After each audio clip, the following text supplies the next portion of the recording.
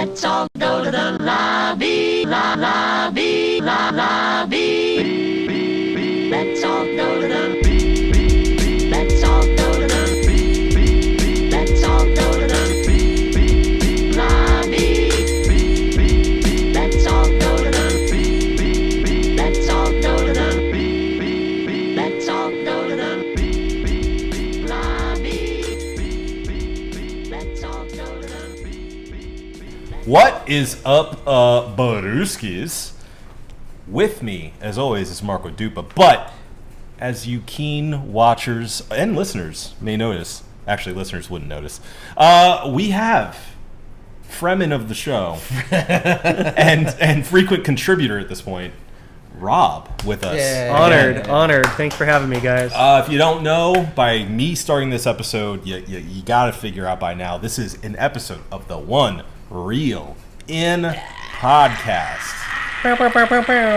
This time, we're going to be talking about a little film called Dune Part 2. I think we're all fans of the first Dune. Mm-hmm. Yeah? Without a doubt. Safe to say. We're all fans of the first Dune. So we went ahead and booked a little trip to Arrakis together. In the IMAX theater, nonetheless.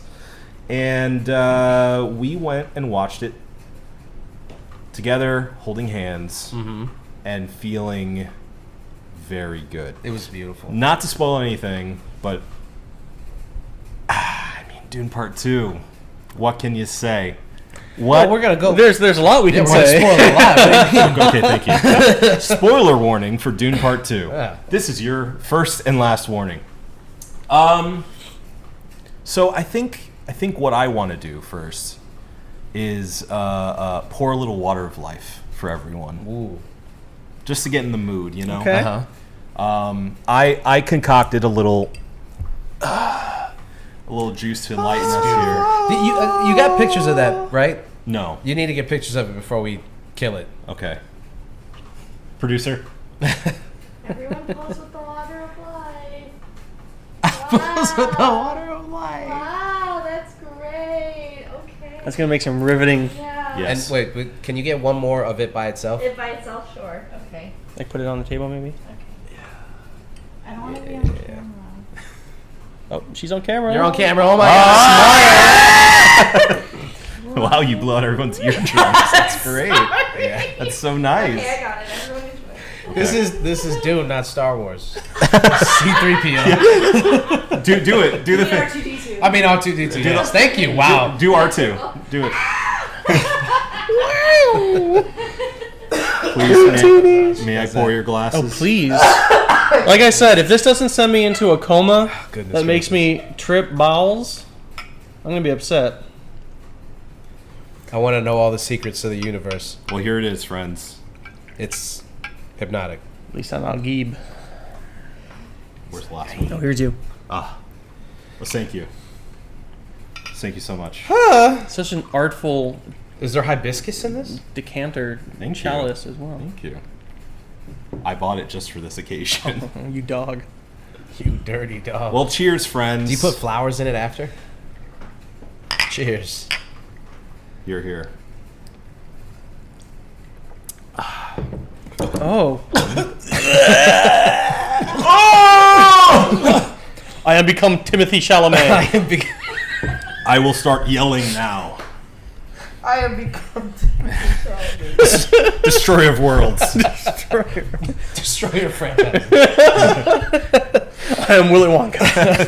I am Wonka. I am the one who Wonkas. So, as we often do, let me go ahead and give my quick synopsis of what happens in Dune Part 2. Emphasis on quick. Very quick. Very quick. I'm going to miss stuff. It's okay. Mm-hmm. So, Dune Part 2 picks up pretty soon after Dune Part 1 ends. Previously on Dune. I said previously on Dune.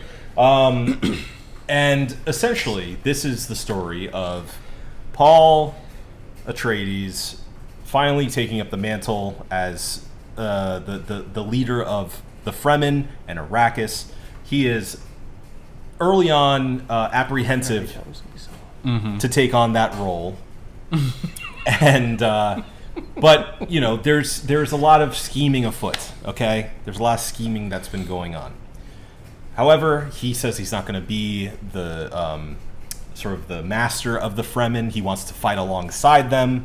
Meanwhile, what happened in part 1, which is essentially we find out there's this conspiracy that the Emperor has brought down on the Atreides family, and so they were set up. They were taken out essentially.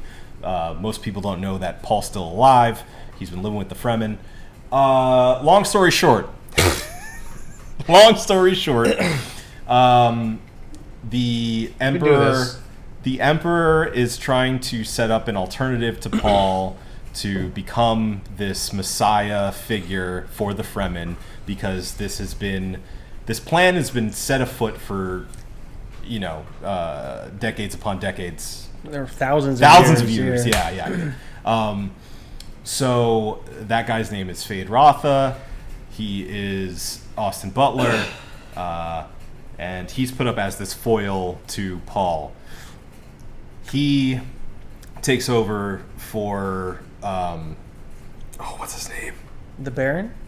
Dave Bautista? Batista. The Beast Raban. The Beast Raban, yes. He takes over for the Beast Raban. You don't have the characters pulled up before? I do, but I'm trying to do it off rip. Okay, I'm trying to be honest here with the people. So he does a bad job of defeating the Fremen. So we get Fade Rotha to come in to try to do better. Meanwhile, Paul is getting pressured by Lady Jessica's mother, who has now had the Water of Life and that experience, which gives you essentially the memories and a connection to the life of the Avatar. It's kind of that, yeah. It's pretty much that, but you know, like all of the other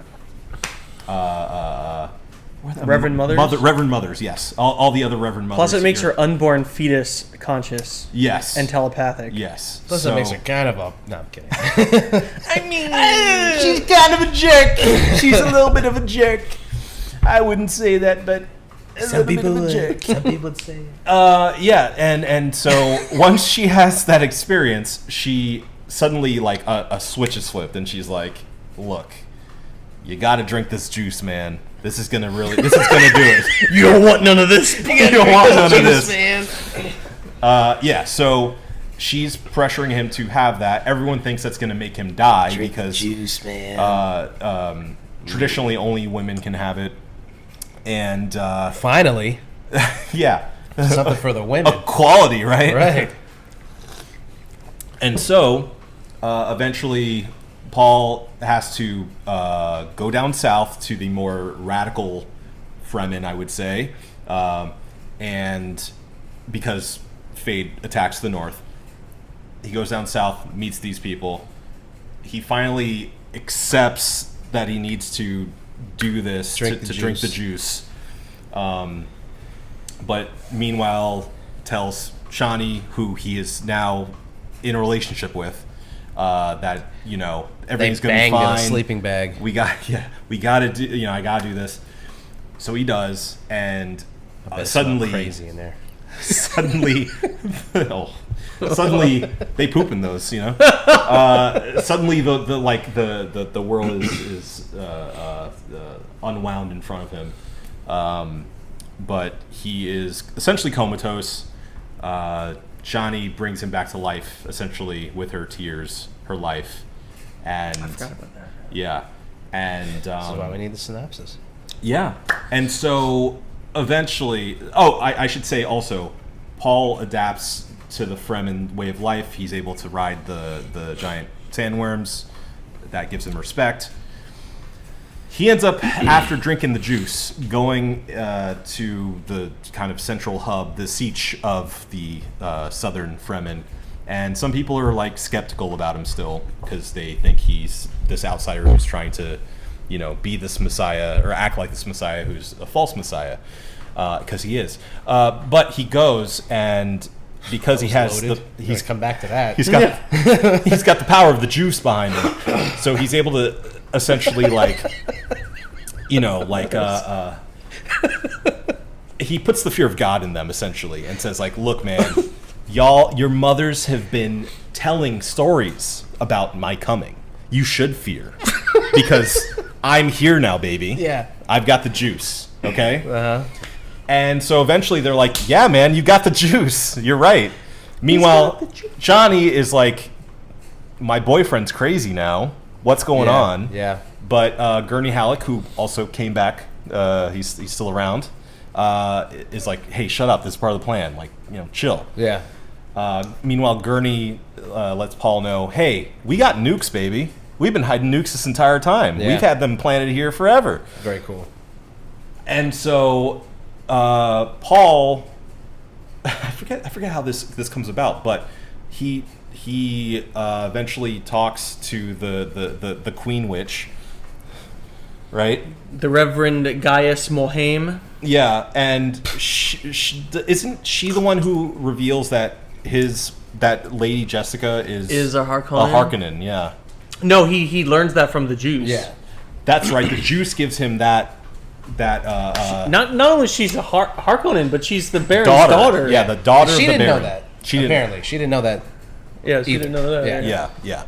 So he is both Harkonnen and Atreides. White. The Kwisatz Haderach. So he's like, hey, man, those are the bad guys. I can be a bad guy, too. And so he launches this plan to essentially hold the Emperor hostage and hold all of the spice hostage, which gives him all the power because you need the spice to do this intergalactic travel and also everyone on Dune is addicted to the spice. You need the spice to live. The spice is life. Spice is life. Spice is life, Raj. So it gives him incredible power, incredible leverage. Once the Emperor comes to go investigate, that's exactly what happens. They tell him, hey, we got nukes pointed at all the spice, so if you want to, keep your spice, chill out, because the entire Empire is now coming to Arrakis to try to get the Emperor back, essentially. Paul has a fight with Fade Ralpha, finally, and defeats him. Barely defeats him, but he does. So that means he gets to marry Princess Arlan. Yay! Who hasn't been mentioned yet, but she's the princess of the galaxy. She is the princess of the galaxy. Yeah, we see her she has 5 minutes of screen time. Yeah. She pops in every once in a while. Just to in be the book, she's the narrator. Yeah, in the book, she's the narrator of the entire story, which is pretty interesting. Cool. He picked so the second movie to introduce her. She should be more in the second movie. Yeah. Or third movie. Well, we'll get there. Anyway, so in the end, Paul ends up with Princess Irulan, to the chagrin of the Emperor, obviously, and to the chagrin of Johnny, who is key point. Yeah, who earlier, Paul kind of confesses this plan to, and essentially says like, I will always love you. However, I must do this in order to keep control here. He doesn't tell her that. He says, I'll love you, and then she watches the plan unfold, and she has to put two and two together. You're right. That's what he meant. Yeah. Okay, fair enough. So we leave the story in Dune Part 2 with Johnny alone on a dune. And she says it's time to Dune 2. It's time to Dune 2. It's Dune time. Yeah. And that's kind of where we leave it. As an intergalactic war breaks out in the skies above Arrakis. Right. We see the entire the entire force of the Empire coming to Arrakis. Because he the rest of the Empire refuses his the great houses ascent. Yeah. The houses, they refuse. Right. the way that he went about this, basically. Yes, and also,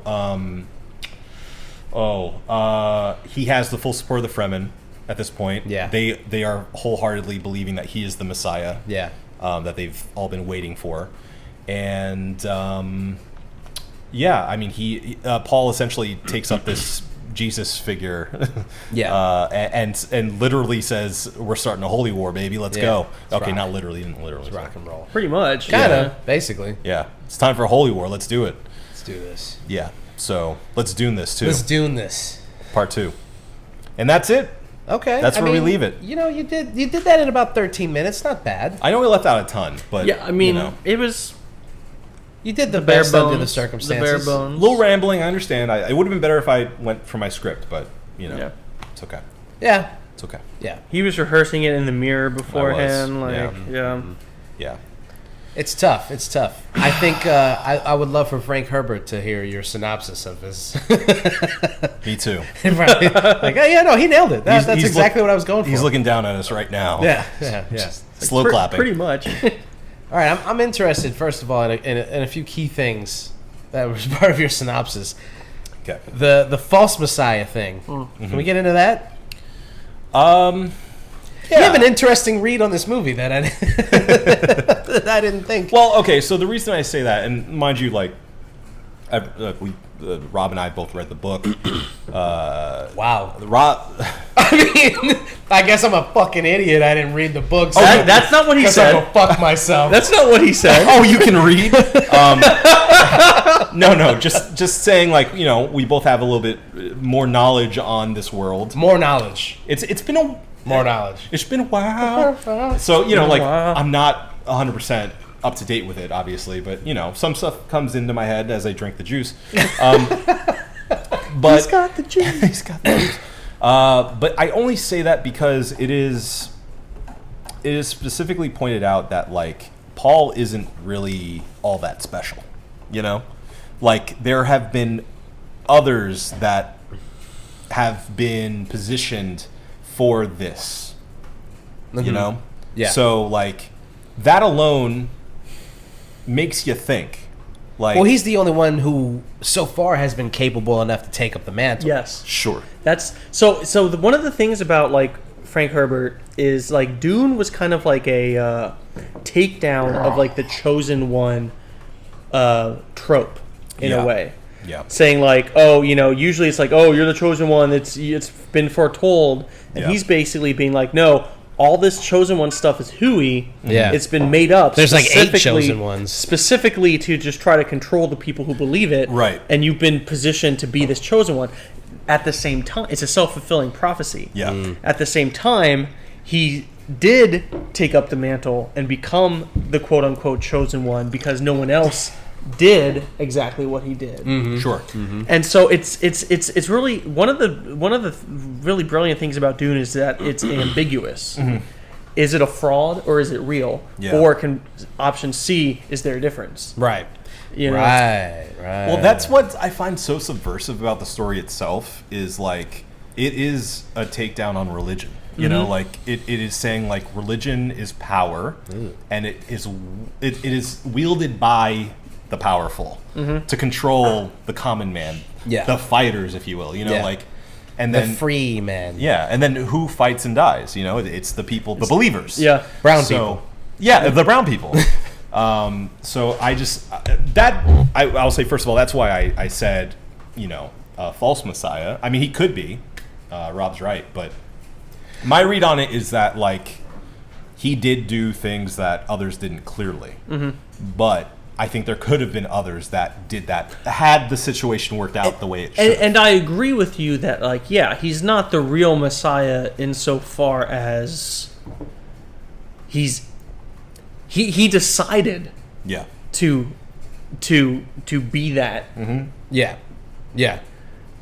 to and use it to his advantage. Yeah. Like Paul's the protagonist, and I think in the first movie, the first part of the book, he's very relatable. Yeah. But he becomes much less so as in the second one, because it's kind of like Paul, because once he decides to, like, oh, I'm going to pretend to be the Lisan al-Gaib in order to manipulate the Fremen to be an army for me.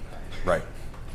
I think I don't think it's going too far to say like the audience. It kind of he loses the audience there. Yeah, because very everyone's much. like, you're doing something wrong. Yeah. Right. You're doing something wrong here to further your own ends. Yeah.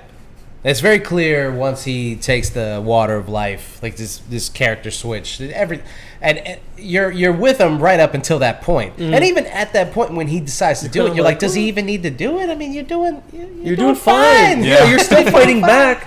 But I mean, they didn't go into it as much. I think you said this when we were talking about it after the movie. They didn't go into it a whole bunch, but there was that one scene where he was like, oh, now that I've drank in the water of life, I've seen all possible... He did like a Doctor Strange and Endgame kind of thing. Yeah. He was like, I've seen all possible routes and outcomes, and there's only one in which we win. Yeah. And it's if I take up this mantle. Yeah. Yeah. Yeah. And so, but it kind of makes you wonder, like, what else would have happened if he didn't do that? Right. Would they have just been steamrolled by the Emperor, or would I don't know? And also, we have to just believe him on face value that this is the way to go. I mean, because who was he talking to? Was he talking to his mom at the time? Was he talking to Jessica? Or was he talking to Shawnee? I think it was Jessica, because she was trying to convince him to go south, and he's like, I don't want to do that because my dreams tell me that this is going to end in No. After that. And After that. oh, once he drinks Once he it. drinks it, he says he now is convinced that It's he gotta be- has to take up the mantle. he's talking about because threading it's the only needle. way. Yeah. Right. But it's still like, all right, well, you're still a conqueror, basically. Yeah. Like, we have to believe that once he is in power, I mean, the Freemen are like, we don't need an emperor. You know, just leave us alone and let us do our thing. And he's like, no, I got it, guys. I'm gonna be the emperor. You do, though. But he makes them. He convinces the Fremen that he's not their emperor. He is leading them. Right. He is their in god. a He's conquest or their speaker of the galaxy, Right. in which they'll have total freedom. But he's really using them. Yeah. In order to. He like, said, okay. It's, Dude, it's let me tell you so something. interesting. That meme. Oh, Of Javier Javier Bardem. Yeah. Well, I at least every single time somebody used it for something, I was like, "Yep, that's funny too. That's funny." Every single time, his reaction, I had that same reaction when I watched the movie. He's like, "Man, he is glazing hard." Like immediately, like this dude. Paul can't do anything without him being like, "See, I told you." I love Messiah. The biggest laugh, a genuine laugh through the whole theater, is the one when Paul, towards the beginning, he's like, "I'm not the one. I don't want to do it," and then it cuts him be like, "He's so humble." Only Always say something like that. Dude, he was genuinely funny. Yeah. And like it's sad yeah. because Because you can see how it's like He's being real. manipulated. yeah, he's being manipulated, and he's a religious zealot, and he'll believe anything that he wants to believe at this point. Well, and But there's such a goddamn his delivery of it. There's such a So good. juxtaposition between his character in the first Dune Yeah, and the In second. the first one, he's so like hard and like leave cool. leave us and, like, alone. yeah. We won't bother you, don't bother us. No, but it's very clearly like any religious person would be hesitant or resistant to outsiders, like religious zealots, not any religious person, religious zealots. But then once they believe that, say, their pastor or their father or their speaker is the real interpreter of what God says, Sure. you can. I've seen it with my own eyes. Yeah. How some of these people change into this person can say no wrong. You're bought Everything all that in. comes out of their mouth is and then that relationship with that person and everyone around who doesn't relate in the same way to that person is like it's a completely different story. Yeah. So it is a really good representation of like religious zealots and how they react to things like that. Messiahs and people who fulfill prophecies. And then you have the people who aren't quite as zealous. Yeah. Who nonetheless are seeing all this stuff happening and hearing all these people say it, and they start to go, maybe Right. is, Could is be. it Right, real? right. Is this actually Yeah. the Yeah, there's that moment where Queen Mother she drinks the juice, and her immediate thought is as she's walking through, I know who I got to go for, the weak first. Yeah. Yep. And so she travels around, basically speaking the word of Paul, Yeah. the word of God, Yeah. to the weak-minded, Yeah. pulling Jedi mind tricks on the weak ones, until she's bolstered enough of an audience to move on to the stronger-willed people, who, like you said, they're seeing these stories, they're watching these things, and they're going, oh shit, I mean, he might be. Yeah. He might be. It's interesting in a way because it's almost like I found it almost satisfying in like a morose way of like seeing all the pieces come together, where it's Yeah. like this has been the plan for thousands of years and it's just working out now. Yeah. the way it's supposed to. All the pieces are falling into Yeah. place. When people watch movies like this and they go like, oh, it's 3 hour long, nothing really happens, and like people who levy these kind of criticisms, I'm like, dude, Dune 2 and Dune 1, they're some of the most satisfying blockbuster movies I've seen in years. Yeah. And it's interesting to see, like, when you want to be a detractor, or when you don't know much about the movie, you go like, Dune, it's from this book that's been notoriously hard to adapt. Yeah. It's this 3 hour movie. The first two movies are literally one movie. All this stuff, but then you watch them and you're like, it's so satisfying. Like you were saying, like watching the process take place and it actually come to fruition is really, really And gratifying. you need time for that. Yeah. You need time. Yeah. You know, I honestly, as I was rewatching the first one on HBO before we went and saw the second one, I had this thought, and the second one totally bore it out. I feel like this Dune duology is Dunology. is essentially like this. I mean, this has been said before, but let me explain myself. Like it's like the science fiction equivalent of the Lord of the Rings, in the way that it's a movie, a huge movie that takes itself seriously and asks you to take it seriously. Yeah. But if you do that, it lives up to the hype and it delivers on the epicness of what it promises. Yeah. Like this is like a full-on big epic grand spectacle that tells like a good story in a genre film, fantasy or sci-fi, that a lot of people will like kind of scoff at. Oh, I don't want to sit there for a 3 hour movie. I don't want to sit there for a 6 hour, thing. But it's like if you put in the time to actually watch it, as any good story would do, it justifies itself. Oh yeah. I'm really hoping that we are starting to see in Hollywood a reaction to how much movies can't take themselves seriously because our cynicism won't allow us to like enjoy movies earnestly. And take the leap to go out on a limb and say, take me seriously. It's so surprising that this movie is as big of a hit as it is. Yeah. Right. Oh, it's because it's a incredible. very self-serious movie. And the fact that it is, And it's intelligent. It's complex. There's lots of heavy themes.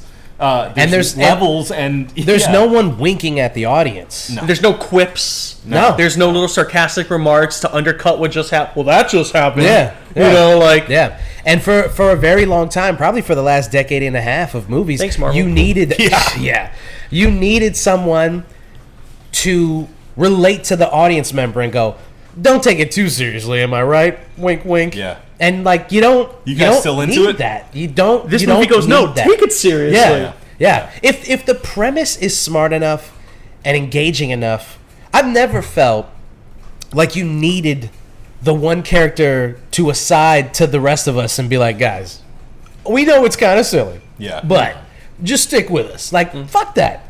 If your movie's good enough, if what you wrote was good enough, I don't need somebody to like hold my hand through it and let me know like I am allowed to give myself to this thing. Yeah. Just stand on its own and be good. Yeah. And this movie is good. Both of them are good enough to be like, yeah, I'll fully bite on all of it. Yeah. Well, and I will say too, like it doesn't in that way. It doesn't feel like a modern genre movie. But that kind of, and I mean, only time will tell, but it makes it feel more timeless. Yeah. Yeah. You know? Yep. Yeah, Already it feels like something we can revisit in 20 years, 30 years, 40 Yeah. Oh yeah, years. Yes. this is going to be something that people are going to be watching and talking about for decades. Yeah. Honestly. Yeah. And we can only hope that they do something with it. We'll get to that, but Yeah. it just goes to show that, like, if you, and, you know, like, people say you got to dumb it down for, like, the broad audience, but it's like, if you, no, it's like, people are smart. Sure. Yeah. Yeah. They can are. appreciate a complex story Yeah. Yeah. and pick up on themes. Like, I mean, it was written in the 60s, and it was relevant to what was going on. I mean, it's a movie about, you know, the powers that be manipulating the common people. Yeah. In regards to religion and politics. Yeah. It's about Imperialism. colonialism and imperialism. It's about environmentalism. Yeah. That stuff is just as relevant today. Apropos Yeah, exactly. yeah. Like, yeah. So you don't need to be told that you can take it seriously. Like it deserves to be taken seriously. And yeah, like you said, like the fact that it does harkens back to back to movies that did that without thinking about, like, how is the audience gonna react to this. Yeah. I think modern movies, a lot of them are so worried about, are people gonna take this seriously, or are they gonna make a lot of memes about it? Dune, people made memes about him, but it still works. But it's because they take it seriously. Exactly, And right. people Exactly. understand the context in which the memes spring. Exactly. You know? Exactly. Yeah. Yeah. Like I'm thinking about Star Wars. One of my favorite, and I think everybody here. Who doesn't like Star Big Wars? Star Wars fans, yeah. And you think about the original trilogy and how self-serious it was. I mean, there's comedy, lots and of there's goofiness in yeah, it, it's a yeah. goofy movie, but it's not a goofy movie. sure? You It's sure a about goofy that? movie, It's but it's not definitely a extremely goofy movie. It's definitely not a extremely goofy movie. But the themes beg you to take them seriously, and you have to really give yourself to this movie. Fast forward to the sequel trilogy, and it is filled with or Yeah, cutting it. we got it, Yeah, cutting at the They knees fly of now? the premise. They fly now. And it's stuff like that, like, you know, there's insulting. a lot of problems with the sequel trilogy, but that is probably one of the biggest. Yeah. It is insulting. It's insulting to the audience that we can't. The thing with, I'm not gonna harp too long on Star Wars, but the thing we often Yeah. do. Yeah. yeah, but the thing with Palpatine coming back, for instance, like, Somehow. it's such an insult to the audience to just be like, somehow he came back, don't worry about it. You can let us think about it. Give Yeah. us a reason for how this is even happening. And like the whole they fly now thing. What they're saying to the audience is, you guys enjoy this? Yeah. yeah. Really? Yeah. This slop? Oh, I you guess go. they fly now, Yeah, sure. They fly now. Whereas in Dune Part 2, you see the Harkonnens when they're hunting Paul descending from their my ships God. into the they desert. fly now? They're flying. You're like, Oh, but it's just like, of course they do. This is the future. They have Yes. to, they're coming down, and it's serious. It's scary and yeah. cool. No, it's a menacing The silent scene. Yeah. like floating Menacing. of them. Yeah. When they go Oh, up the God. mountain and they just kind of barely touch it, and you're just Yeah. like, oh no. Yeah. Yeah. It's Incredible. awesome. It's awesome. It's Incredible. such a great scene. Yeah. What an open. In a film filled with fantastic. I mean, let's just take a moment to say that the cinematography in both of them, you know, in both Part 1 and Part 2, is just like every single scene is, every frame Yeah. is just so well composed. Yeah. You could take a screen grab of it and make it a cool background, Yeah. you know? yeah, Like, absolutely. it's very it's- wallpaper yeah, worthy. yeah. And the palette of it all Yeah. is Well, especially between the two different like worlds, if you will. Yeah. With Arrakis and all being like very orange and like red and Yeah. and that, and then the desaturated world of the Harkonnens? yeah, the So that's Gady Prime. Gady Prime. Right. So this I forgot this from the book because it has been a while since I read it. yeah, But I read this online. The reason that scene was in black and white is because the sun is like, it's like a different kind of star. It's like a not infrared, but it's like an infrared star or Yeah. something, But I heard that ultraviolet star they or shot something. it in infrared to get that effect. Because if you'll notice, when they're inside before he goes into the arena, it's in normal color, and then he walks out and Yeah. he comes back. Because in the Yeah, movie, yeah. I was just like, why is it black and white? To look cool? Like it looks cool, Well, it but does why? look cool. Yeah, but it's because it's a different. The Harkonnen homeworld, Gedi Prime, orbits a different kind like of a black star, star, yeah. and it makes everything be like watched out like this. Like that's. And I like that they didn't love explain like, that. It just it it is what it is. It Well, is. no, there's no scene where someone will go, when you go out into under our black star and things become black and white around you as consequence. Yeah. You will. You don't they need live that. there. Yeah, They know that. yeah, exactly. Immerse us in the world. Yes. And just Yes. it is what it is. Nothing Yeah. like a character explaining to another character who's lived their entire Yeah. life somewhere to be like, this is why this is. Never And go don't you into ever those forget that. mountains in which we never go into That we've because talked of our about for ancient years. legends. Of, That you are well aware of. No, that's why we need like a character that wasn't in the book, as the audience to be in there and be like, well, what's about this dark star? What's going on here? Why This is guy's that bald. I don't Yeah, get it. yeah. I mean, there's a lot that isn't. That's one of the benefits of reading like a book Sure. compared to a movie, because in the book things are more explained. I feel Yeah. like they better explain the whole Bene Gesserit Kwisatz Haderach conspiracy. Yeah, yeah. I mean, I feel like they do enough that when you watch the movies, you'll you get it. Yeah. We did talk But some about it important- when we got out of the movie, like their motivation. I think Sherry brought it up. Like the motivation of these of this conspiracy is like, what's the end game of this conspiracy, I don't- and how far reaching? I don't is think it, they and- even know what the end game is. The end game for them is just to always to maneuver to a greater point of leverage. Yeah, I mean, I guess Like- any political conspiracy is always just who is More in power. power That's and what who it has is, the yeah. most. And of so it. they're like, if we set it up, well, there's a genetic. The Kwisatz Haderach has nothing to do with Arrakis and the Fremen specifically. It's the idea of over millennia, especially combined with like spice and like Yeah. that if you essentially like eugenics Yeah, over yeah. time, Yeah, breeding right, programs and mixing the right bloodlines The and right abilities mix, and the right They're and making position them bulldogs. within the right position within the hierarchy of power in the galaxy. Yeah. You're going to produce a superhuman, yeah, Yeah. yeah. and then if they have the I forget what they call it, but just like the Bene Gesserit training, Yeah. they'd have the ability to actually be a superhuman. Sure. And that is why Paul was able to survive drinking the life water or water of life, the smart water. Life water. He drank the smart water. The juice. That juice. Yeah, yeah. the alkaline water that Yes. he drank. Yeah. High So- pH. And one of the things that really fascinates me about Dune is that it does within the world. Some good ass water of life, It is really good. By the way, it's the first sip I took, I was like, "Dang, this is good, man." Well, made some good ass Thank you. water Yeah, of yeah, life, thank you. dog. I'll tell you what. Um, You want some? Look at her just off camera, just I want some water of life. you should have some water of life. You should come and get some water of life. Come get enlightened. Get it while the getting's good. Well, one of the things I Here, really you wanna you're just- gonna want all of it. Oh, She's gonna drink all of it. yeah. Well, she's the only one who would survive drinking it all. Yeah, that's True. true. Being a woman. She doesn't have the training. Her hair goes white.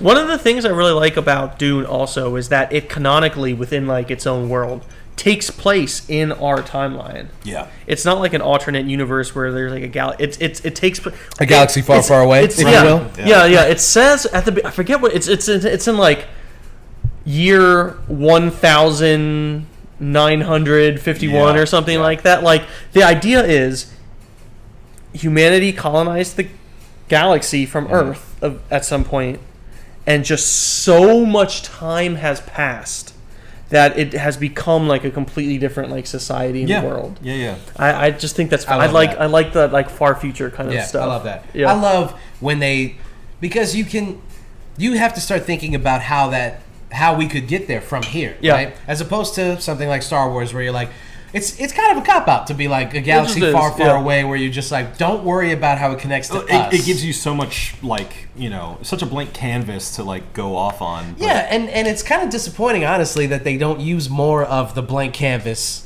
yeah, to, yeah. you know. There's a lot we can say about what's I'm disappointing not about going Star back. Wars. I think I keep going back there. But you can't help but compare Star Wars to Dune. Yeah, Because it's very similar. It is. To the point of, I mean, George Lucas, I feel like it's like George Lucas drew a lot from Dune. Yeah. Yeah. There's no question Absolutely. about that. I had to. Yeah. Had to. Yeah, I do think. I do think. A Dune thing. I have to stop doing that. I you have to stop doing Duning that. Dooning that? I have to start Dooning that too. That. I do. It's that life juice talking. I do wish that they talked a bit more about, like, and not that it was necessary, but I just wish we had a little bit more time with this. Yeah. With specifically giving the background about why we have human computers now. Yes. You know?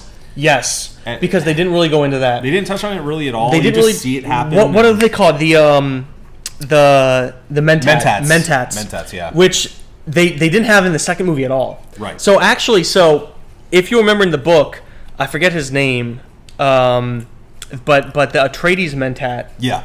survives and he's taken into service by the Harkonnens. Yes. And he plays like double agent. Yep. And like works for them, but also like kind of like helps Paul. Yeah. In the background. He completely out of the movie. And they like poison him and Yeah, there's a Yeah. whole bunch of stuff that happens. I Yeah. forget, but they just left that out. And it's like, yeah, why don't they have like?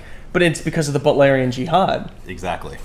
Which Yeah. there's an entire book about. Yeah. Yeah. Not written by Frank Herbert. Right. Written by his son. Yeah. So, are you aware of all this? No. All right, I'm gonna drop some. We're gonna drop some nerd knowledge on you. So, in the history of Dune, some centuries before, I guess, they had like AI and robots and computers and everything that you would in a future society, but AI got out of control, and there was a giant war between humanity and computers. Terminator. Yeah. Yeah, essentially. but in this, humanity won. Oh. And so AI Yes. and Yeah. like computers are, I mean, outside of like basic computers, are not allowed. They're illegal. Yeah. And so that's why you need spice, Right. because there's no way to navigate interstellar The cosmos, cosmos at light speed without AI outside of the telepathic abilities brought to you by spice. And that's why, so then there's this whole sect of people called mentats that are trained from birth in order to be like human supercomputers. Like in the first one, I forget the actor's name, but Yeah. you remember the guy? He's like an older guy, stout, with a beard. Oh, the big black dude. Thufir Hawat is the character's Yeah. name. Thufir Hawat. Yeah, yeah. Oh, the- like who's like he looks like he's blind. yeah. He's- Well, because that's him doing like the supercomputing in his head. cool. And then, yeah, and then the Harkonnens have one who dies in the first one when Oscar Isaac bites down on the pellet and tries to kill him. Ah. If you go back and watch the first one, like the advisor guy of Baron Harkonnen dies from the poison. He's the Harkonnens mentat. Yeah. Yeah. So like they're these like supercomputer guys, and they're also supposed to be master assassins Yeah. because why not? Sure. Yeah. And that wasn't really explained. And I feel like if they had just had like one scene or something where that was mentioned, it would Yeah, add a little yeah. bit of interesting, just like little background a little depth, depth, to like yeah. to explain why they don't have like, well, if this is the future, how come they don't just have computers and stuff and Right. do this? Well, I also know about like I guess the what are they called? Oh, like the Voyagers or The actor is Stephen the McKinley Navigators? Henderson. the Navigators. What's Okay. his name? Wait, hold on. What's the actor's name? The actor's name is Stephen McKinley Henderson, just so everyone knows. Yeah. Okay. Yeah. Okay.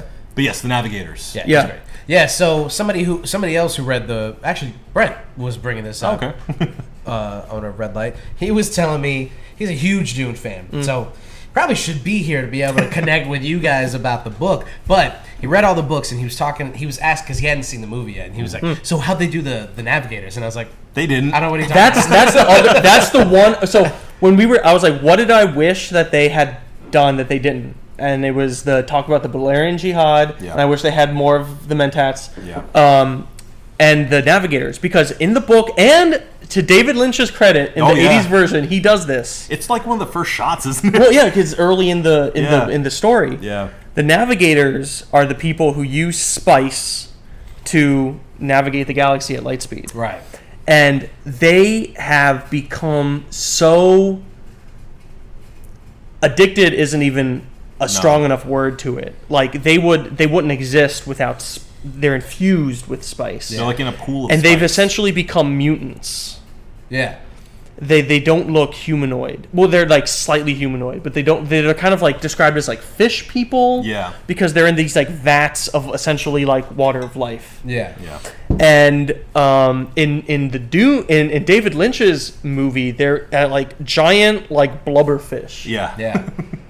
And now Slug-like. I've seen some like artist renderings based on the books that have them as kind of like Shape of Water type, like fishmen type things. And it would have been really interesting to see. Denis version. Yeah, because I think within the context of the story itself, towards the beginning of the book, there's a scene in which one of the guild navigators goes and meets with the Emperor. Yeah. And they talk about Arrakis becoming a province of the Atreides as opposed to the Harkonnen. Yeah. And it kind of lays the groundwork for like the whole Emperor's side of the plot. Yeah. Which they don't really reveal until the second one in this. Right. So I mean, it's not like absolutely essential to the story, but at the same time, I feel like it does a lot to kind of like build out the structure of like the chessboard. Yeah. You know? Yeah. And it would have been neat to see that. There's a lot of stuff that is left on the table from the books that doesn't make it to the movies. I think if you're somebody who's never read the books, like I never read the books, but I've got a lot of details filled in by people who have read the books. You're welcome. And I think that I hope the camera picked that up. I think that the movies by themselves, are how do I phrase this? Like, you get the details of all of this stuff filled in by the books. The movies, without that stuff, you have to kind of use your imagination as to why these things are happening. You have to kind of think a little bit more critically about these motivations and things like that. I don't know if this is Denis' intent with leaving some of that stuff out, because I know from people who've read the books that some of this stuff is like really, really important to understanding what's actually going on, as opposed to like trying to kind of figure out, given the snapshots that you get from the movie, what's going on. Yeah. If it's an artistic choice, I think it's really smart. I mean, not to say that I don't care about the length of the movie. It could have been fucking 8 hours, and I would have just been like, let me get a pee break and I'll be all right. Yeah. But obviously, you do have to, have some kind of Like forward momentum or Yeah.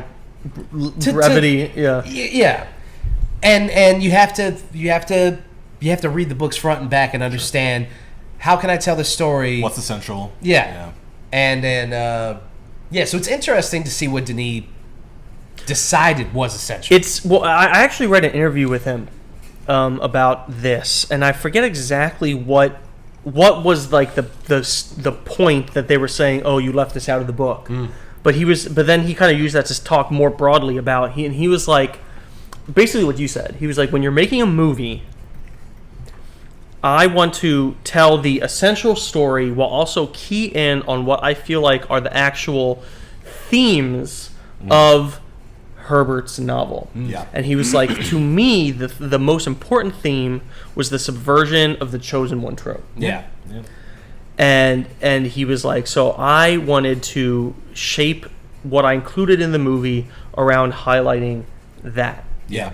And you could maybe make the argument that it's not that it's an imperfect adaptation, but at the same time, I kind of get where he's coming from. Yeah, yeah, like absolutely. it's the story of Dune, and very much so. At least the actual first novel is the story of Paul. Oh, Yeah. absolutely. And this like sort of nega hero's journey that he goes on, in which case he does it well. I mean, I would say definitely based on having seen the David Lynch 80s version, having seen the early 2000s Sci-Fi Channel miniseries. which I still need to watch.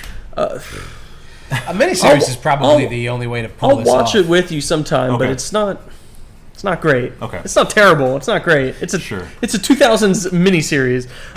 Fair enough. I mean, this is Sci-fi. from Sci-Fi. Yeah. This is by far. I mean, this is the definitive adaptation. Which of is Dune. so crazy because I remember when I first heard that Dune was being adapted into a blockbuster movie, I was like, "Are we gonna do this again?" Yeah, it's like, no way they're We're gonna be do able this to again? do it. Yeah, this is what we're gonna do. But it's the rare exception that's like it. And I even when Dune Part 2 came out, like I was hesitant to read reviews because I was like, he might fumble it still. Like there's still a Yeah. chance that this falls on his face. And honestly, I still kind of have that apprehension about like Dune Messiah. Yeah, he eventually. still could. He still. I mean, I don't But think so. It's Given only because I'm like, I've been hurt so much before in books that I've loved or just Yeah. like franchises I've loved that just completely shit the bed. I think what you were saying about what Denis was saying about adapting the movie is something that a lot of other directors lose sight of, which is, especially with quote unquote unadaptable media. Don't try to adapt the whole thing. Pick something that is important.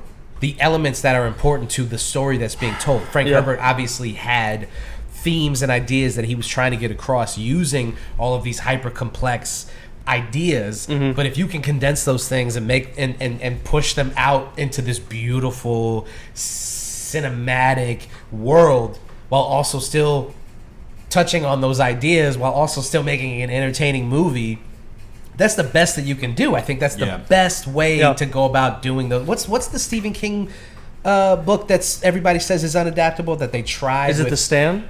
Nah, it's not. Gunslinger. Nah, it's Dark Tower, right? Dark Tower. Yeah, Dark Tower. I mean, Yeah. Or is that? I'm It's the first book in the Dark Tower series. So that's didn't they try it with Idris Elba? They did. and Matthew McConaughey. That's right. Yeah. And they tried to condense the entire series into one movie. But I see, didn't that's even what I'm watch saying. it. I don't know so who stupid. directed that movie, but Was it- that is very clearly someone going, I got it. Yeah. I can adapt it. And it's like you're not thinking hubris. about it. What is Stephen King trying to get across with this series? What are the themes he's trying to explore? What are the things that he's trying to say? Well, Use that and adapt it. It's also hard because it's like an Avengers level event for Stephen King lore, Yeah. too. Like the Dark Tower series is like there's so much references to other works of his that it's hard to do that without having a Stephen King universe, which I'm not promoting right now. But Don't- I mean, if you do it well, I mean, fine. But I'm just so afraid. But there of that. already is a Stephen King there's universe. so many movies that have been made. Yeah. Just reference those Sure. movies. You don't even have to do. You don't have to lift a finger with creating this. It's already there. Yeah, It's already right in front of you. Everybody Just- knows Stephen King. Yeah. Sure. Well, If especially you- if you're like WB, they have like the It and what was it? There was another one that they had of Stephen King's, The Shining. Did I think they have The Shining too. Warner Brothers has that. I think so. they've been making Even better. They've Even been- better. Yeah. So you've already got some of the properties. You can just do that if you do like a wink like reference to these things while still we're not here to Well, litigate. that's the thing that I was going to say. Is, Dark Tower, but yeah, is like the thing that you need to do that is somebody with their own vision and sort of like an auteur who is ready to bring their own right. That's Someone like that's Denis. key because thing to it. Denis has a very identifiable touch Yeah. Yeah. as a filmmaker. Yes, absolutely. You watch his movies, there's a common cinematic language that runs You through guys all of keep them. talking about Denis. Okay. I can do that. And when I heard that he was doing Dune before the first one even came out, Dune, I thought he was Dune. Dune. He's Dune. I was like, he's the one to do it. Yeah. I was still a little apprehensive, like you said, but I was more confident than I think I would have been with any other person at the some helm. no name or Roland Emmerich or someone. I'd be Right. like, oh, yeah, what? Right. Like, Yeah. he's. I would have thrown myself off a bridge if Peter Jackson was doing it. Well, it's interesting you say that because when you said, what were you talking about? You were a little apprehensive about part 2 before it even came out. Yeah. As good as part 1 was, Right. Because you're like, what if he still could fumble, with it? yeah. What if Dune Messiah gets fumbled? And it's Right. like, well, but he made 2 good ones. It's true. Speaking of Peter Jackson, Yeah. I mean, The Hobbit. the Lord of the Rings trilogy is, before Dune, I think it was the bar. Oh, for sure, For good genre films, and then he came out with The Hobbit. And adaptations, really. Yeah. Seriously, and then he came out with The Hobbit, which was like, Why did they stretch it out so long? God. I mean, I could sit here all day and talk about the issues with The Hobbit. Yeah. But let's just say it was a fumble. Sure. And who's to say Denis won't do that with Dune Messiah, which is admittedly not quite as on a plot level. Yeah. It's not as an eventful of a book as Dune is. I am reading. It's very much an epilogue. I'm currently reading it, but just from seeing how much shorter it is compared to the first Dune. You could do one movie. Yeah, you could do one movie and, that's it. So And, yeah. So on that, do we think we're going to get a third one? Yeah. Are we going to get Dune Messiah, the movie? I think based on the success of Dune Part 2, It's going to be something. I think Denis would they have to. Even if Denis died, they would still make this movie. Yeah. There's Well, no way that they don't. And make he is. What if he doesn't want to do it as an artiste? Well, no, he and said this- he has though. He said that he is down to do Dune Messiah.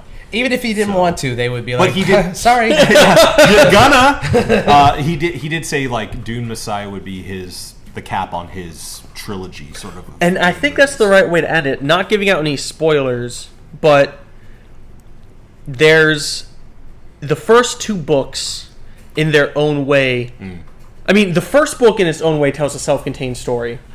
The first 2 books in their own way also kind of tell a self-contained story. And then I think the rest of the series, I've only read the third one after that, but Right. I get the impression of looking at synopses and stuff that like the rest kind of like it becomes more of an ongoing thing after Yeah. that. Yeah, I've kind of seen the same. I've tried to look into the future of the books. Yeah, it gets weird. Yeah, it gets weird, and there's even stuff that goes like back in time. We get the Butlerian Jihad, and a lot of like filling in the pieces, and also it just it just keeps going. I mean, is it too much of a spoiler to talk about books that have been out for 50 years? It is only because I think Because I really want to talk about the God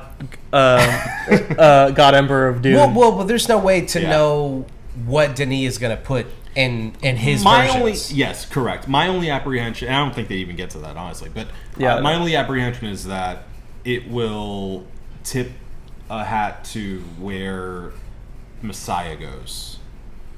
No, I'm not going to do that. Okay, all right. Can I just say, Well, sure, yeah. Go ahead. just talking about like the wonkiness Yeah. of the How Dune weird it series, gets, yeah. and this is after the second. Like, I'm just going to throw some things out there. Yeah. A human worm hybrid who rules Arrakis. Yes, That happens? Yes. Yeah. and can see the past and the future and all that kind of stuff. Like dozens of clones of Duncan Idaho. Yeah. Yeah, What's yeah. his Jason Momoa's Jason Momoa, character? yeah. Dozens of clones of him. Oh, thank God. Yeah. Yeah. Bring him back. Arrakis gets turned into a forest world Okay. Very with seas and whatnot and water worms. okay. Waterworms. Water Yeah. worms. I mean, and I haven't read those books myself. This is all just based on synopses that I've read of like the later series. Which, if they make a third movie, Yeah. is not going to be in it No, at all. no. Yeah. That's just where it goes. Yeah. because it spans like hundreds of years. Yeah. But like, I think people going, oh, maybe they'll adapt the whole series. No, No way. way. There's no in way. hell. Yeah. There are too many books. It's too long. Yeah. And also, it's too wonky. Yeah. It's too wonky. Yeah. It gets weird. Yeah. Definitely gets weird. Should we try to do categories? Best, worst. Things I have one more question to ask, Sure. but let's do that first, and because I feel like this would be better to end with. Well, what's the? I think for me, I mean the best thing in this film is probably I would say like the MVP of this film is probably Denis. Yeah. I think just the overall vision, the ability to like rein in all these themes and make it work is just we were just talking about it, Rob. Like I don't think I could pick a better person to take this on, and I think in anyone else's hands, it may not have worked out. Yeah. Yeah. So Absolutely. that's for me. No, go ahead. I gotta go with Javier Bardem. Really? As like the best performance. Okay, this is twofold. Because on this show, I am on record as saying like I don't really get the Timothée Chalamet hype. I've said it. Oh, that's true. How'd you feel about Timmy Shaw? He did well. I think he did incredible. Yeah. I think he did incredible. Yeah. I have to say, might be changing my mind a little bit. He's I a- saw some good shots of him. I think he is a good and he's a great Paul Atreides. I saw some think shots he of him fits doing perfect. the Bob Dylan movie. Yeah. And I was at first when he got cast, Yeah, I saw that. I was like, it's just some twink. Of course they're gonna cast him. He's the new fucking guy, Yeah. and they're gonna put him in this movie. Now You I'm like, you saw the pictures. It's I'm like, like, yeah. okay, all right. Young man, That'll- it's that'll all just come down to- well, I think he can look the part, but can he act the part? I think, and that was Dylan's my a very inscrutable character. yeah. Larger So than life. now some would I say. feel like maybe he can, because what I've seen in Dune 1 and 2 has changed my mind slightly. I still don't think that he's the next like leader Brando? of I mean the way people talk He's about definitely him like he may be the he's- next Leonardo DiCaprio. maybe Could. maybe Yeah. maybe. Yeah. I mean, these are really big, epic movies, and he's already done like Oscar-worthy performances, Sure, like in his yeah. early career. So Call Me by Your Name. I think that to Great get Little the Women. Leo thing, he's gonna have to do some more like weirder, kind of subversive movies, and maybe even like throw a gangster movie in there. That's kind of some stuff that you wouldn't expect him to do. Leo does Departed, and you're like, Yeah. he shows up, and you're like, oh, he's amazing in it. But if you think about Leo's career in the context, it's weird to see him in a movie like The Departed. He doesn't belong in that movie if you just look at his career.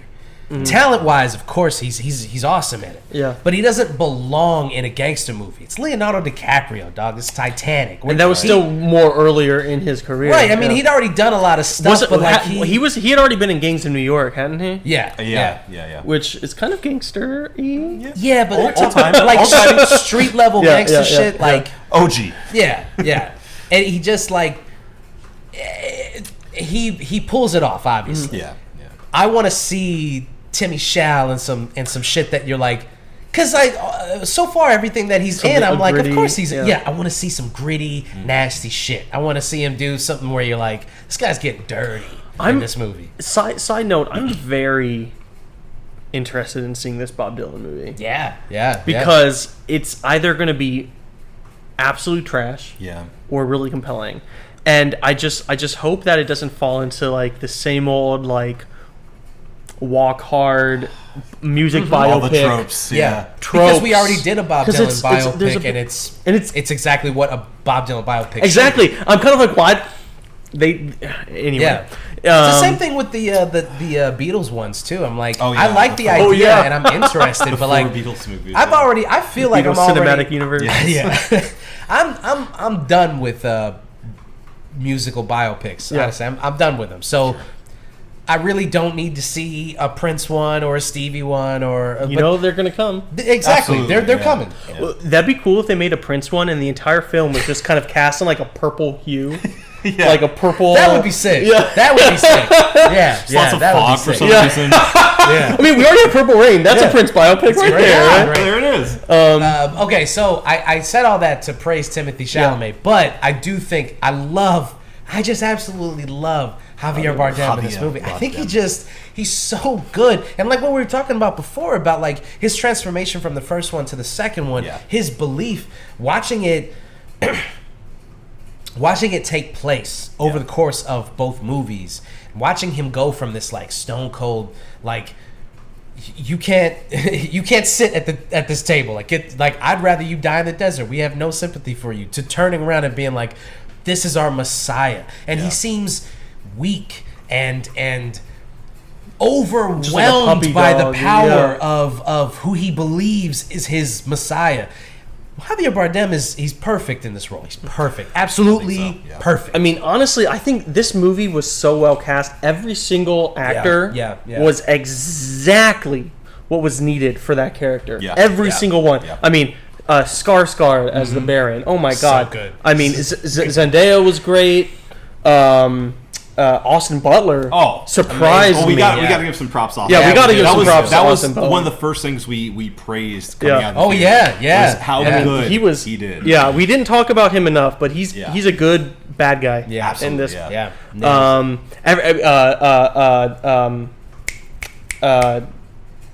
Josh Brolin. Josh Brolin's always. Josh Brolin is exactly what was needed for that character, but he's also a very Josh Brolin character. Yeah. He did good. Yeah. That is dirty. What's his name? I'm sorry. I apologize for spacing. It's okay. The wrestler. I do. Dave Bautista. He's good. Oh, he's amazing. He's good in it. Love me, but some Christopher Walken. Everybody in it. Yeah. Rebecca Ferguson as Jessica. Oh, great. Not a likable character, but she was great as the character. Very well done. And always with a sense, even from the first one, a sense of desperation. Yes. You understand. Yes. She's doing this because she feels like she has to. Yeah. A very complex character, actually. Oh, for sure. I mean, it's all there. Rebecca Ferguson. Yeah. She's great. Yeah. She's great in everything. Every time she pops up, I'm like, let's go. Yeah. Us Mission Impossible heads knew all Damn the right. time. Damn right. We knew the whole time. Yep. So, I have a question that I thought of earlier that I want to ask you guys. So, this movie was it was a cultural sensation, really. You know, it was so successful. Not just box office wise, which is, really the most important thing for this movie studios. Sure. But just culturally, it has the memes, it has the zeitgeist. Zeitgeist, yeah. Is there going to be a Dune effect within the movie industry? And if so, what is that Dune effect going to be? I hope so. Is there going to be just like more elevated sci-fi? What I think a Dune effect would be is an understanding that you don't have to do what we were criticizing before. The MCU approach. The MCU approach. That there is another way of going about your Hollywood blockbuster. Taking it seriously. It doesn't need to be self-serious, but taking the story itself seriously and, giving it gravitas if the story demands that, Not undercutting it. And also, this is my biggest hope, is giving it to creators who can handle the storytelling. Yeah. Give it to people who either have a good track record or that can handle such a complex story. Yeah. Or that have, even if it's not an adaptation, because obviously this is, an adaptation, but someone who has a very clear vision. Vision. And instead of, because this is the MCU approach, is plucking indie film directors and putting them into this big studio machine, and having them squirt out flavorless but overall non-offensive films, which has worked for a long time, but we've seen pushback against that in the MCU especially. So I hope with both like the failure of recent MCU and Sony movies, we're gonna finally have I hope with their failures the people in power, the powers that be, if you will, in these movie studios finally be like, okay, the tide's changing. We need to now focus on quality over quantity. We need to focus on people who can handle, really shepherding a universe if that's what we want to do. Yeah. and give them the time and money that they need to Yep. make it work, and not demanding like, we need this by this date, and it needs to have this, and that in it for it to work. Yeah. We need to hit these quotas. Like, no, give someone who has a clear vision, let them give you an elevator pitch, and you decide if that's where your money goes. Yeah. That's it. Hopefully, is Dune the actual MCU killer? Maybe. I'll respectfully disagree. I think that the industry right now still moves to the beat of Disney's drum.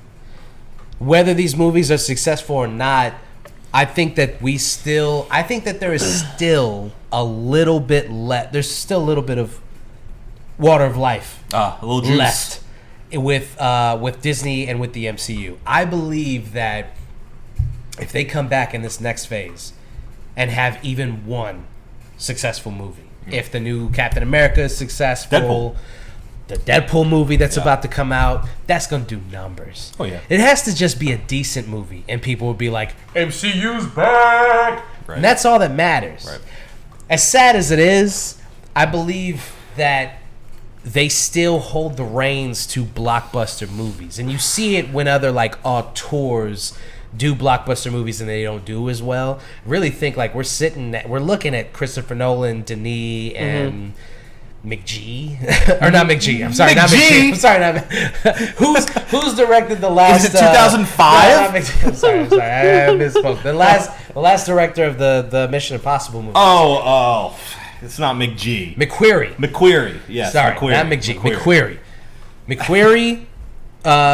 Denis, Chris Nolan, and James Wan is still doing really successful movies. But I think it's a handful of filmmakers who are not connected to A24, who are doing blockbuster movies. A24 is still an indie kind of art house kind of So Dune, I think, as sad as it is to say, I think Dune is an outlier in what is otherwise still an industry that moves to the beat of the drum of already proven successful things that I still think that these studios are too hesitant to take chances. So they'll put them on things like Amazon or Netflix. Because at the end of the day, Dune is already an established property. Right. Sure. Right. Yeah. They know it has a huge cult following. Right. It's a built-in thing. Let's bank on it. Maybe it'll be good and catch Yeah. a larger audience. At the very least, we'll get all the nerds in there watching I it. guarantee Right. that's the only Right. reason why Denis got the money he did. Right. Was because they're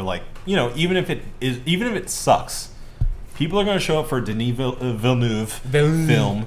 And there's two kind of nerds that are going to show up regardless. Denis Villeneuve fans and also Dune fans. Right. So we got those in the bag already. And then they gave him enough money to pull together what is, like we just said, an impeccable cast. Yeah. So There's got to be... whoever... The studio actually did do a good job at this because, we were Absolutely. just They kind of did. riding They on did. them, but They did. they actually said, no, we're going to finance this and push it. They advertised the hell out of it. Yep. Because I go on Instagram, you'll see Instagram reels of all the stars, doing on the red carpet, doing interviews for it, and there's so many comments of just all the typical, stands going, "Oh, I loved you in it. It was so cool. I saw it 3 times in the theater," and you're like. These are not the kind of people who I stereotypically would think Right. are going to this, Nerdy. Right. but they're doing it. right. They're doing Right. it. They're doing it. And Part two. And the thing that when you see a lot of people saying I've seen the movie 3 or 4 times, and it's this is an event movie. Yeah. But it's a good movie. It's not just. You don't get a lot of people going back and going I saw The Green Knight 4 times. Right. You know what I mean? You don't do that. So Even though Dev Speak for Patel, yourself, man. even though Dev Patel's pretty dreamy. I cannot did you see that wait new for movie? Monkey Man. Yeah. I I can't wait. Oh, Yes. man. That may have to be a theater. Buddy. Yes. All right, Absolutely. let's do it. And isn't it Jordan Peele directed? He produced Oh, it. produced it. Okay. Yeah. Dev Patel actually directed. No shit. Yeah. Yeah. Yeah. Okay. Yeah. It was supposed to be a Netflix movie, but Jordan Peele saw it ahead like, of time no. and was said, "I got you. Yeah. Let's get this Monkey on Paw, the big the Monkey screen." Man. That's So- right. I'm actually going to take the middle path between you guys. Okay. In which I like to think that this will spur some more intentional, artistic movie making. Right. But I also kind of feel like, as these things always do in a commercial industry, it's going to go too far. And we're going to end up getting films that are serious to the point of dourness, abstract and weird, and cool to the point of, like, what the hell am I watching? Right. Might So get another we're Dark gonna Tower get a- movie. Yeah, a what? Another Dark Tower movie. Yeah, yeah. I was gonna say another Battlefield Earth movie. Yeah, just some bizarre stuff. But now this won't be for, say, 5-10 years, you know. Yeah. Sure. And there'll be this theme of like, oh, there's good stuff. Oh, there's good stuff. Oh, now we're gonna get like a weird. Now I've seen rumblings online. I don't know how much truth is in this or not, but that Denis is going to. He said his next movie he wants to do an adaptation of Rendezvous with Rama. I don't know if you guys are familiar with that. It's an Arthur C. Clarke novel. Arthur C. Clarke being one of the grandmasters of like classic science fiction. Yeah. Yeah. He wrote 2001: Space Odyssey. With Stanley Kubrick. Okay. And now Rendezvous with Rama is probably his most famous novel outside of 2001. Yeah. I've read it. It's really good. It's also very slow. Yeah. Like it's not slow. Like it's interesting as you're reading it, but it's like there's no fight scenes. Yeah. It's not an action film. Yeah, it's not an action film. Yeah. But having seen Dune, Or book, rather. yeah, having seen Dune, and having read that book, I'm like, I can see how his aesthetic on this is going to make it like this, like, whoa, man, like insightful, cool, cinematic, Sure. neat frames, things. Now, I don't know if there's any truth in this at all that he's actually making it, but I've seen that a lot Yeah. on Reddit. People saying that, or Twitter even, people saying like that's what he wants to do next. Yeah. So it makes you wonder: is Denis himself just going to be like, I'm going to be the guy who puts the science fiction genre on my back and carries it? So far, so good. Yeah, he's done Arrival. Yeah, I was going to He's say the- you know- Arrival. That reminds me a lot of Arrival. It's not And so an action I'm very interested to see, like, depending on what he does specifically, especially if he does that and it's successful. Yeah. I'm thinking we're going to see more of a Dune effect going forward. Well, he also did 2049, which is a sequel to a movie that people thought was 2040. I actually haven't seen that. Blade Runner. Blade Runner. Oh, Yeah, sorry, I just yeah, that's a cool. kids call it. That's what the kids call it. I mean, that's a great. BR 20. Yeah, so that's the kind of movie that people thought Again, was also this very movie's deliberate perfect. What do we and- need? Yeah. Yeah, and takes itself very not- seriously, yeah. and it works, and it works because it takes itself so seriously. It's not packed with self-referential bullshit. Yeah. Yeah. You know, it's its own There's story. no part where he goes, "You, Ryan Gosling, are now the Blade Runner." Right. 2049. Yeah. I mean, Harrison Ford doesn't show up until like an hour and a half Yeah. into the More movie. than that, yeah, it's crazy. It's a lot of. He's a Spoilers. bit. Yeah. yeah. Well, go fuck yourself. Yeah. Watch the movie. Yeah. Denise Yeah. And Dave Bautista's in it. He is? he I is. think Dave Bautista's kind of like the secret ingredient for any good movie nowadays. Honestly. Hey, let me tell you something. You preaching to the choir, baby. I love Yeah. Dave Bautista, Yeah. man. I think he's great. I think good dude. I think Good he's dude. he's put in the proper amount of work to be a very passable, if not straight just up passable, good, to great actor. And when you have you read like his interviews? Yeah, I've watched a lot. When he's talking about acting, yeah, he's not just He's like in serious? it for the He's taking paycheck it or very like one. seriously. He's like, I want to like get into the character, embody it, try to like be there. I'm full send like Yeah. Dave Bautista fan. well, when he it comes to like acting. a lot of wrestlers when they do really well as far as like when they get over with the crowd, when they cut a good promo. WWE goes, we're going to put you in a movie. We have this movie studio, and we're going to put you in a movie, or we're going to send you out and do like guest starring bit roles on like the CW or whatever. And that's what he did. He did a bunch of like, I'm the big guy in the bodyguard who gets his ass kicked or whatever. Sure. And there's an interview where he's Dune. like, I did all these movies and TV shows, and I was like, I watch them back and I'm like horrified at how bad I am in them, and I want to be a good actor. I want to be like so he went back and did like The Training. Yeah. You know what I mean? Like Yeah. he went and like And a you lot can of see these, it. Yeah, yes, you can. I mean, can tell. in Blade Runner 2049, that first opening yes. bit with him in it. Yes, It's right. just so Yes. touching Yeah, almost. yeah, Like it's yeah. yes. And by the way, for anybody who hasn't, I implore you to go and watch the 5-minute shorts that came out before 2049. Oh, yeah, yeah, I Batista forgot about has a those. full. It explains more Like of his background. Explains it. I think Jared Leto has one, and somebody else has one where it's like they really show you like where so all that stuff that he talks about with him being it's him replicant, trying to yeah. like it's him escaping, like him going into hiding. Yeah. And it's more of that performance wherein like people praise his like 10 minutes in the beginning, but this short really shows like, the his work. range. Yeah. Yeah. So Yes, yeah, all yeah, that you stuff. are in the background. Yeah, you are. Don't worry about it. We got the za, folks. Yeah. Sorry. All right, sir. Well, no. Isn't it Rob's turn to give his MVP of the movie? Yeah, I don't know if you actually gave. Oh, I mean, God. I mean, you said Denis. You said Javier Bardem. Javier. Bardem. I mean, Hey, babe, could you get me a beer? Since you're back there, sup, babe? Get me a beer. So I have to kind of. I mean, I kind of agree with you in that there's no way this movie would be as successful as it is without Denis Villeneuve. But I'm going to have to say Timothy. oh, sorry. Timmy Chalamet. Timothy Chalamet did a great job. He carried the movie as the protagonist. Sure.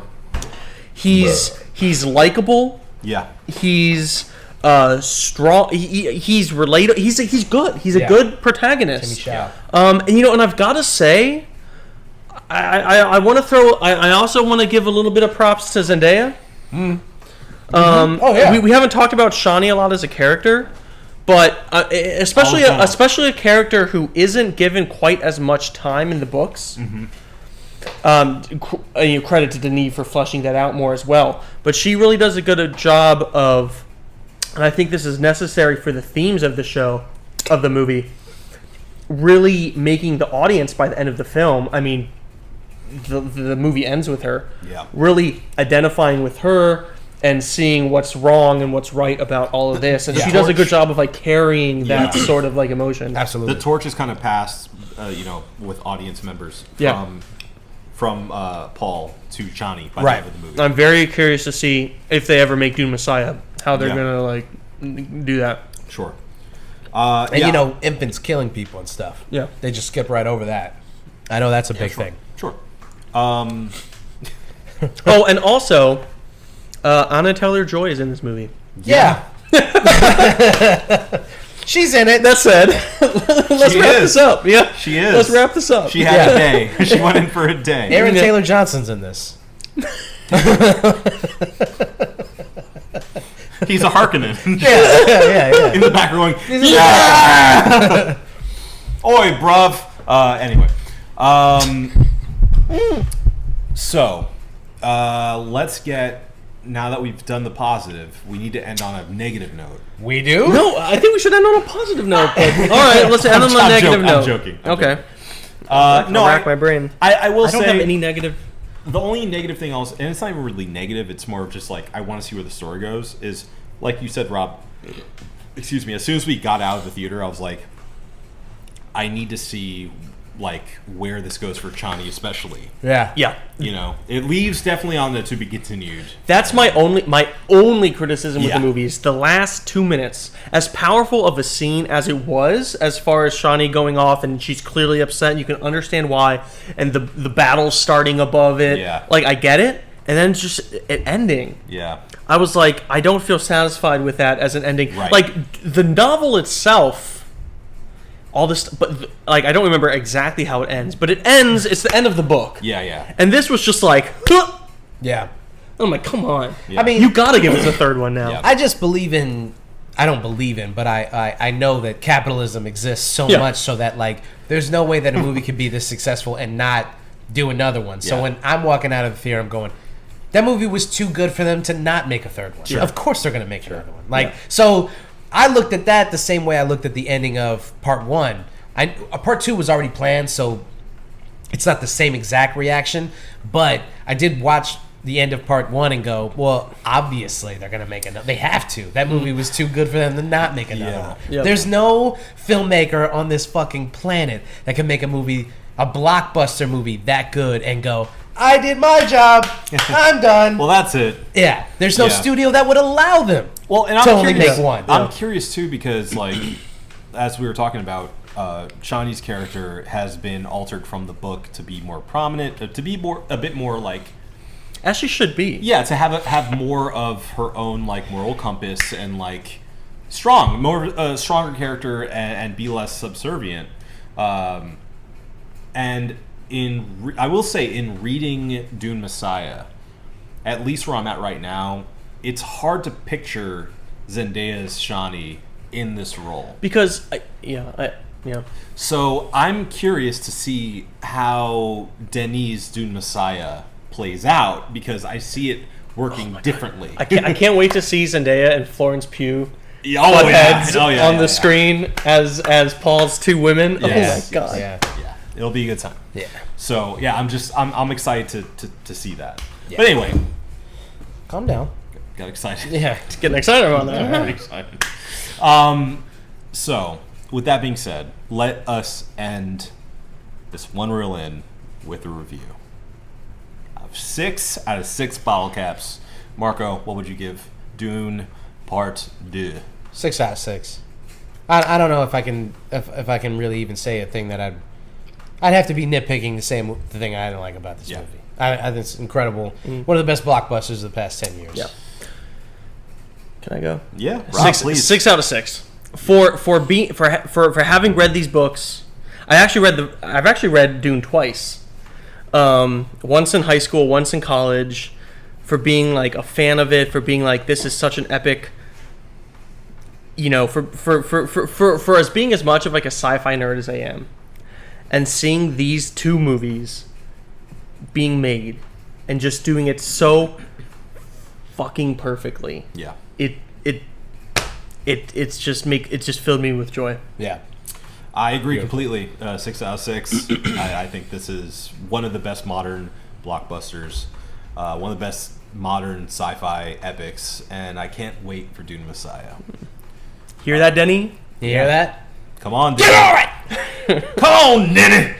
Yeah. So if that's everything everyone has to say about Dune Part 2, That's all I got. I'm gonna call it a wrap. Peace. The sleeper awakens. Let's all go to the. Let's all go to the. Let's all go to the lobby to get ourselves a treat.